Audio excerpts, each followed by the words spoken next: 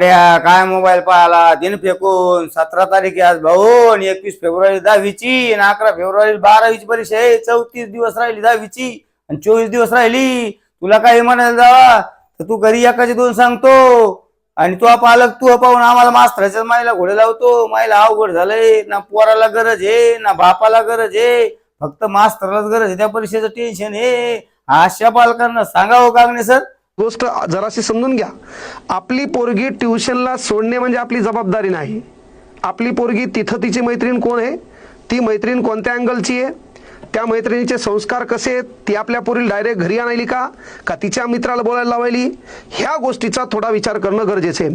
रात्री काम आहे की संध्याकाळी 8 ते 10 मध्ये लेकरासोबत जेवताना दैनंदिन जीवनात तो कोणाच्या संपर्कात आहे, तो कोणाशी बोलतो, त्याचे आयडल कोण आहेत, तो ट्युशनला जात असताना कोणाच्या संगतीत राहतो, तो ट्युशन सुटल्यावर डायरेक्ट घरी येतो, एखाद्या चौकामध्ये थांबतो, एखाद्या गाड्यावर थांबतो, है ना, त्याचा मित्र परिवार कोणता आहे हे तपासणं सध्या पालकांचं काम आहे. पण तुम्ही पैशाच्या एवढं मागं लागलात, पैसा पैसा पैसा, मग नोकरीमध्ये पैसा खायचा आहे, शेतीमध्ये धुरे करायचे, एवढ्यातून आपल्या अवलादीला वेळ द्यायला आपल्याकडे वेळ नाही.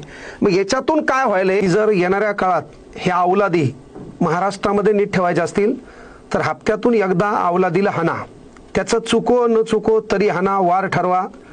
आणि मग आपला जुना काळ आठवा, ज्याला शाळेत जाताना स्कूल बॅग भेटली नाही, ज्यानं खताच्या थैलीमध्ये पुस्तकं नेऊन आपल्या आयुष्याची शाळा घडवली, पोळी भाकरी बांधून चटणीवर तेल न भेटता पाणी वापरून त्यानंतर खाराची फोड आणि कुठं रस्त्यानं चालताना कोणाचे आंबे लिंब भेटले तर ते खाऊन जे शिकलेत का, यांच्यामध्ये आजही कदर आहे, आदर आहे.